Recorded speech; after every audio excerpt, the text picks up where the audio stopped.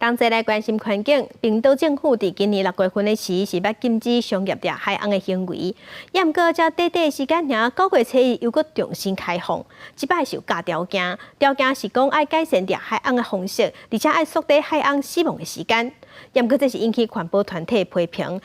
冰岛政府反其反倒，因无法度接受。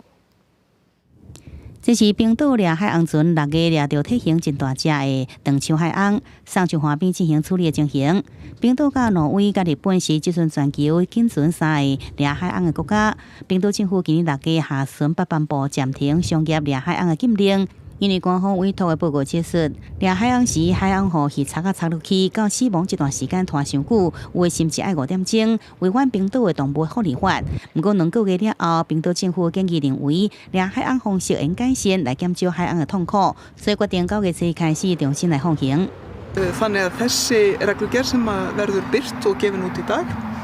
hún fjallar þau skilyrði sem leyfishafinn verður að lúta. Og